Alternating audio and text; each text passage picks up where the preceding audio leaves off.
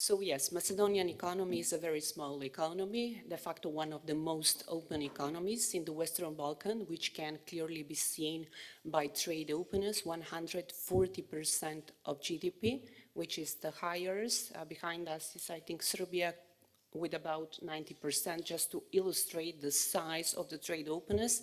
And we all, as an economist, know that the bigger the openness, we are the more exposed to external shock, practically absorber of external shocks, including the price shock.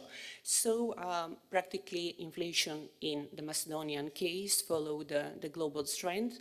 Our inflation peaked close to 20% last year in October and November.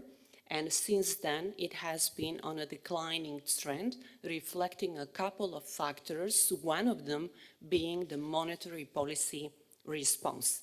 When we started and how we did our reaction, having in mind the specifics of our economy, we started our reaction early on, end 2021. Why? Because in our reaction function of the monetary policy, there are two variables, not just the inflation, but also the exchange rate pressures that we feel on the official reserves. So since we started feeling significant pressures on the exchange rate because of the energy shock, and we are very vulnerable to the energy shock. Practically, if we compare with EU, it's not just the prices that we had to pay now, extremely high prices, but our energy intensity is 3 times higher, so which means that per 1 unit of GDP, we spend 3 times more energy to produce, which in essence shows the strength of the shock or transmission of the shock. So we started tightening. When we did the tightening, we did not rely on the interest rates, of course, having in mind the specifics of our monetary strategy, de facto stable exchange rate, and also specifics of the balance sheet of the banking system, high euroization in the system. So we combined a lot of instruments, including interest rate policy, required reserve, and plus we strengthened the monetary policy response with the macroprudential measures, which worked practically in the same direction as the monetary policy. So these measures started bearing fruits. We are already seeing a declining pattern of the inflation. However, it's very important that the core inflation still remains high. We are not exceptional. If we look at the core inflation across the whole Western Balkans region, core inflation is unacceptably high.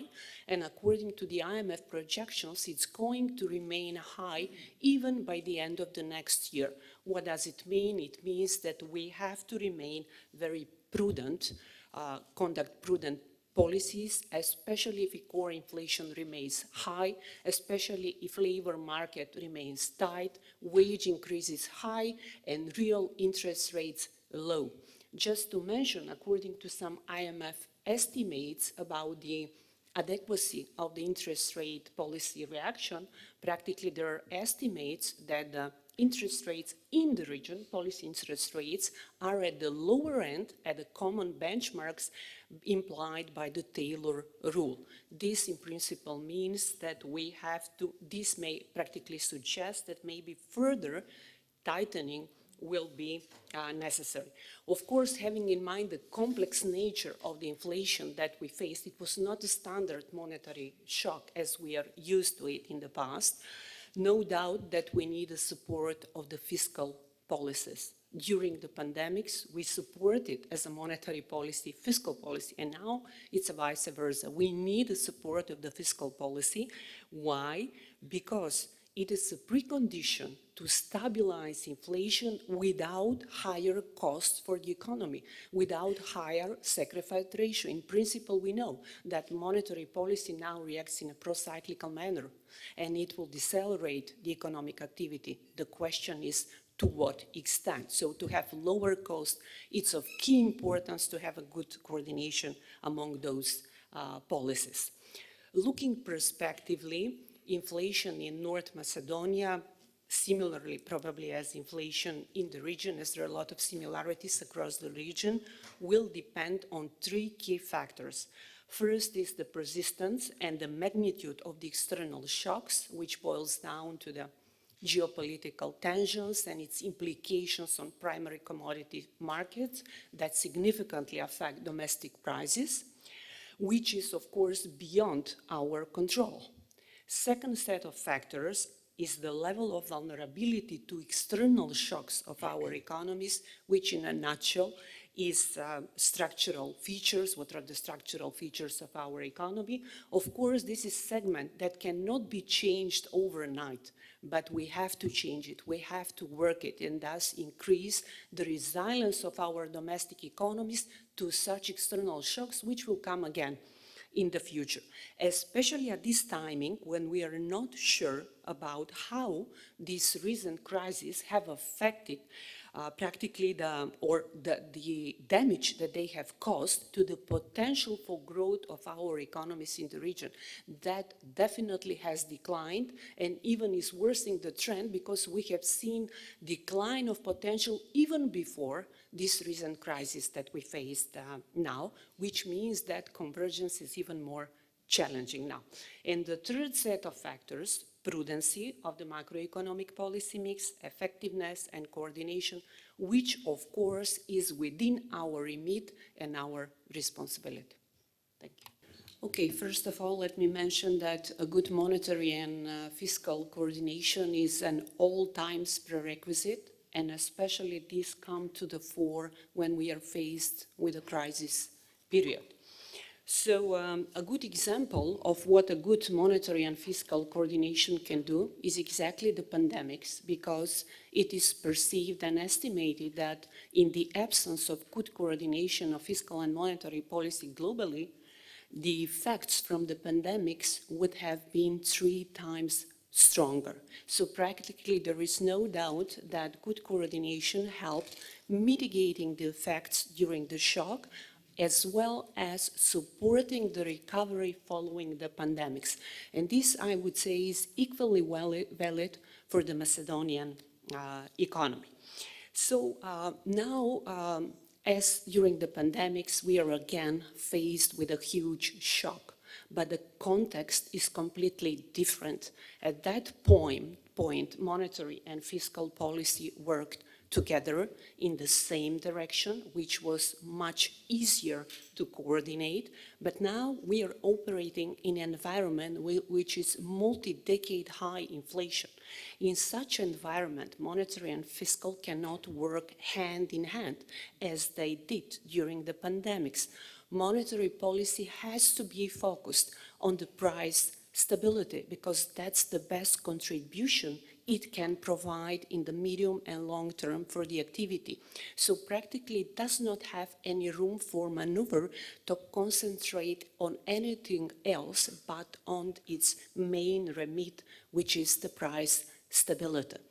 However, given that we are faced with extremely high inflationary shock, which is persistent, broad-based, which lasts far above what we expected, there is no doubt that the fiscal policy needs to support the monetary policy.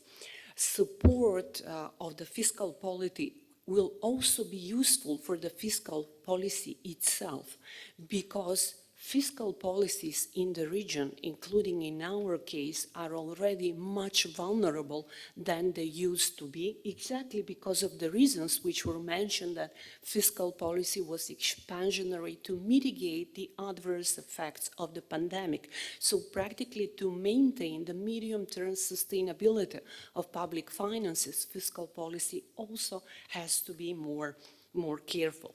Practically, if we look what is taking place in the region, is that the public debt in the region is about 10 percentage points higher than it used to be in the pre-pandemic period. So if there is no good coordination, it will mean that the central banks will have to slam on the brakes harder to curb inflation. And this will not just hurt the growth, but also in the situation of elevated public and private debt, underline the risks for the financial stability. So in this situation, key priority is good coordination, prudent fiscal policy combined with a monetary policy. And this in essence calls for shifting from a blanket support to well-targeted support and time-bound. So practically there has to be a limit of the fiscal support, while on the other hand stepping up with the public investments. Because when we speak about fiscal consolidation, it's not just about the deficit and aggregate numbers. What is even more important is the structure of the government policies, of the government spending, to what extent it amplifies the inflationary pressures or contributes in mitigating, because public investments can also remove some supply side constraints which are putting pressures on the inflation.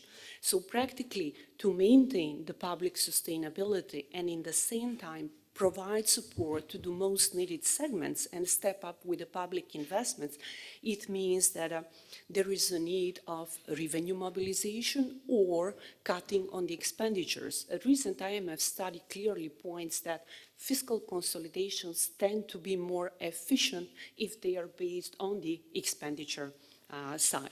So, and last but not least, it's not only about macroeconomic policies, it's also about the structural policies, because macroeconomic policies can help mitigating the shocks, but really changing the structural economy, which can effectively affect also inflationary developments, is also a very important aspect that was clearly underlined during this crisis episode.